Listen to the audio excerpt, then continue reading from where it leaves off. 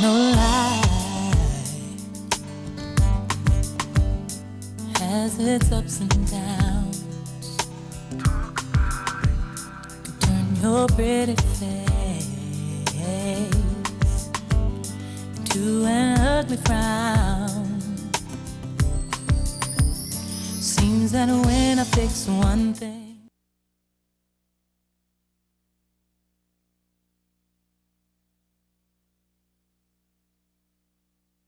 Hello, welcome to The Awakening. I'm your host, Angela Brown. Today's topic for discussion is starting over. My guest today is Sylvia Stokes, who happens to be she started the Esther Project, and she's here to tell me about that. Seated next to Ms. Stokes is Juanita King, who is a survivor in many, many ways, and I'm not going to tell you any more than that because I want her voice to be heard and not mine. So I hope you sit back, you watch the show, you're going to learn things, you're going to like things, and if you don't, you know how to get a hold of me. Thanks for watching us. Welcome. Thank you, Angela. Thank you very much. Very much. Appreciate it. Thank you for having me here. Well, this is amazing how we met. Absolutely. And all the things that we're going to be planning on doing together. So, can I call you Sylvia? Absolutely. Sylvia, yes. Tell me about yourself. I know you're a young woman. You're thank you very much. You're beautifully dressed. You're elegant. You know how to take care of yourself. Thank you. It's what is on the outside is okay, but it's what's in your heart that's even better. So tell me about you. Tell me about yourself. Well, very quickly. Take your time. Okay. But I am a member of Foot Baptist Church, and I've been in the area for the last 3 years.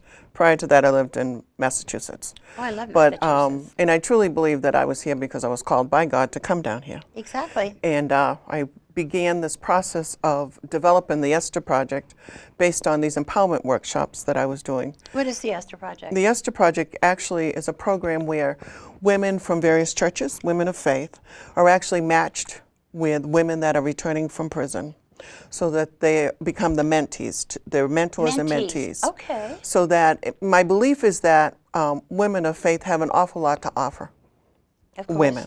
And because they are sisters, you know, and they're sisters in Christ, that we can share, as Juanita and I share. So there's a connection that's born, and that the mentee has someone that they can trust and rely on. Women trust one another. Absolutely. We're sisters. And we often know what people are going through. I Yes. mean, if I'm a mom, and my mentee is a mom. So it's easier for us to discuss those issues around child rearing and being a parent, and particularly if you're a single parent. And as I was a single parent. So in some ways it's easy to connect and to listen. I was a single parent for a while myself. Okay. And so you know that. So and to hear what other people have to go through, what women have to go through. So the idea is that women that are in churches, various churches, and I look to women from various churches actually pledging to come into the program to mentor others, but that those women will reach out to mentees and to really help them so that they can stay viable citizens of their community. Exactly. So that they're not in any position to go back into prison or to lapse back into substance abuse or whatever it was that took them away from their family in the first place. But you know something, for us as women, we have more sensitivity than men. I think. I mean, I can sense a woman who's hurting immediately. Sometimes, I'm sure guys can too. I'm sorry, guys, for saying that. But I mean, I think women are more sensitive. Well, don't you think so, Sylvia? Well, yeah, I think that that's just an innate connection that we have. Yes, it's one of the gifts God gave us, I believe. It is. And I think that programs like this, because often I'll hear women say, you know, I don't really like women. You know, what? Well, often women will say that, but I think that when they see that there is this connection that is developed, it becomes a different story because it's sort of like, wow, you know, I remember when.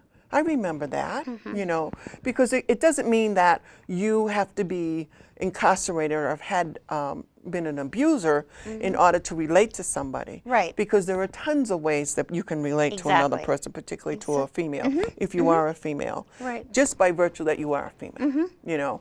And understanding that there are no sort of barriers or that you have to feel threatened by anyone.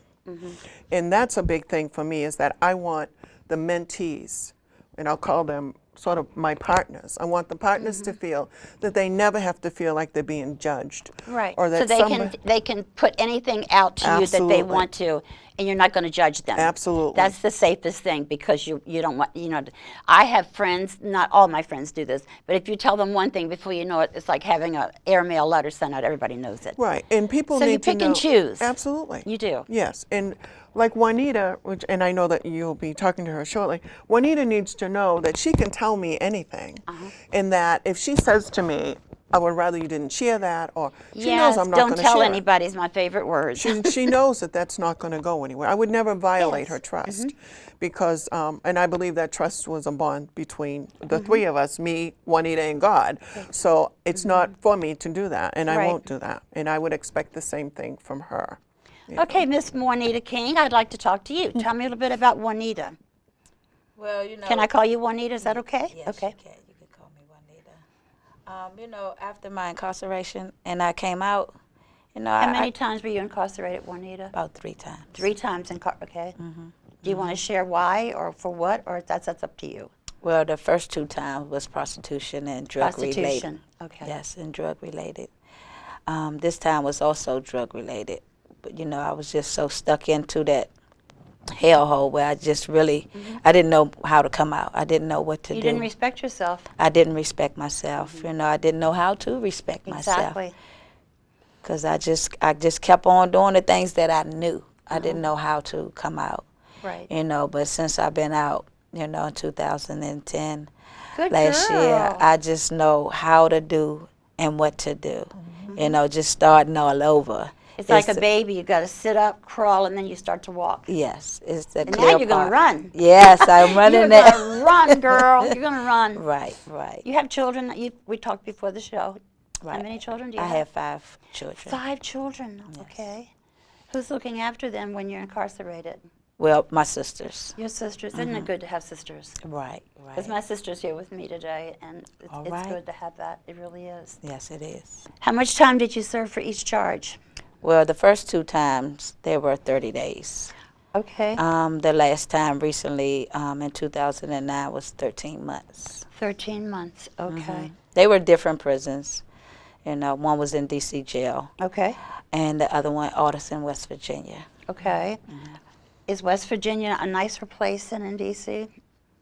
Very nicer. Very nicer place? Because my Yes. husband's from West Virginia, so he's going to love to hear you say that. That's why I went there, just, Anyway, but now that you're out, you have a place of your own to live? Right now, I'm in Home for Hope, a transitional housing. Okay. And you're working? I'm working at Community Education HIV Outreach. Okay. Where we go out on the streets and we do the HIV testing, in Ward 6 and 7. Okay. Before you leave today, I can give you this. I have a huge bag with all kinds of awareness pamphlets and even little containers and all that you can have in there. There's even a CD in the DVD in the car. Because I did something like this not long ago. So I have the whole bag. So don't forget it. I'll give it to you. Okay. I never thought I would have anyone, to give it to. I wanted to give it to somebody I could trust, because a lot of people will take it and then throw it in the trash because they don't care about it, Right. But you never know who's going to come down with HIV. You really don't know. Right. Well, I'm proud of you. I really am. You think the program has helped you quite a bit? The program helped me a whole lot. Mentoring is the best thing that a person could ever have. Right. It mainly help you in your, standing strong, Right. and your support Right. in hard times. Knowing that there's somebody's there Somebody there to listen to to you. listen to you and to encourage you, mainly to encourage you to keep you motivated and moving forth on and keep moving on. Even in the hard times, I continue to press forward, and knowing that I have help there. Right. But I don't want to put so much of my feelings of what I'm going through on my mentor, but she's always But that's the there. only way to heal inside. Yes. I'm going to give you my phone number. You can call me as well, okay? Because I'll be there to help you if you need anything at all. What is your weakest moments? In the middle of the night or early in the morning or? In the evening. In the evening, When it starts to get dark is what women tell me. Right, in the evening. Because the mornings I do, you know, a lot of praise worship and Bible study, and so I stay charged up in that development first. Right. Then, you know, when it kind of wear out after everything that went on, you know, I sit into it. Then I get out of it and get back into the Word, the Right. positive Bible scriptures that, you know, be given to me. So. Exactly. Well, yeah, I don't think I've told you, but I lost a son 6 weeks ago.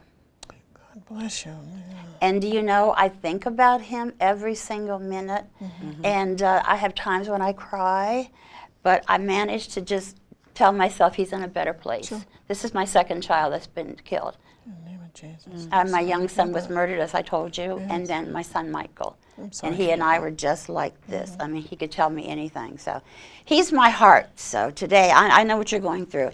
Like now, I'm fine. But when it starts to get dark, I start Right. thinking really, really hard about him. And I mean, I can really sit down and cry. Right. But I know he's with my best friend. Okay, let's go back. In your eyes and the work that you do with Juanita, you think she's excelling, she's coming up? She absolutely is. Actually, we did Justice Sunday at Fort Foot Baptist Church on January 16th. What did you do there, Sylvia? I actually it was only like a 10 or 15 minute program where we talked about what Justice Sunday means, which is really in honor of Dr. Martin Luther King Oh, yes. and the Civil Rights Movement. So today it's a call to serve, where churches around the nation actually have a call to serve where someone in the pulpit or will stand up and ask people to volunteer, to become involved in the process of working with people that are returning from the community from incarceration. Right. But how do you trust these people, excuse me? When you choose someone, how do you know they're going to do your job right? You mean in terms of them being a Yeah, mentor? be a mentor. Because there's a process that you go through. There's an interview process. An evaluation. There's Hallelujah, because you need that. Right. There's a profile that people fill out. There are training sessions that have to take place. That is because good. it's important. I can't jeopardize someone's being because I've just allowed someone to become a mentor. Exactly. We are responsible, and we are our brother's keepers. So it's important, and it's up to us, or to me, to ensure that those that are mentoring are actually committed to the mentoring process, and that they in no way are going to harm the psyche of someone that's fragile. Right. Because it's only going to make it worse. And I need to make sure that people are there that are truly going to support the partner or the mentee. Well, I'm glad to hear that because Thank you've you. got to trust. What happened to you, Juanita, the first time you started mentoring, working with the program? Mainly, I just stayed focused on, my help. It was hard for me to ask for help. Very hard. I was like a big roadblock in the way. I don't need your help. All my help comes from the Lord. Right. But I know that the Lord used people to help us also. So I just opened up the door and just let her in. Mainly, we both worked together. I let her in and she let me in. And you liked each other right away? There was a connection. It was a very strong connection. And it truly was something that there was a young man who actually put us together.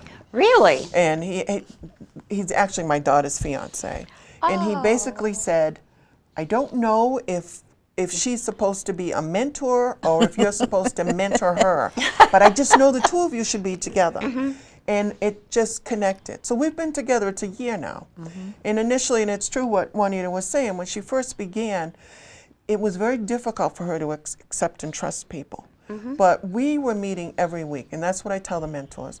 The commitment is you're going to meet every week because you've got to be able to form a bond Yes, you do. with your partner. And we were able to do that. And I think had we not done that, she could have very easily slipped away. There's a lot of work to being a mentor. I'm sure there is a lot of work. It takes a lot of responsibility. Yes. And there is a time commitment. And it's not a thing where you can feel bad for someone so that they become, I don't want to say You kind less of baby than. them if you Right, feel bad yes, for them. absolutely. Because you baby them. You've got to understand that this is a human being. They need help. You're here to help to coach them, not to be their mom. Sometimes, so I think I am her mom, but not be to there to her wipe her mom. nose and Right, things like that's that. Right, You- because she's got to. The only way that Juanita, and I don't want to speak for her, but for her to be successful means that I'm here to help her stand on her feet. Exactly. And I can help her stand up, and hold her for a while, but it really is Juanita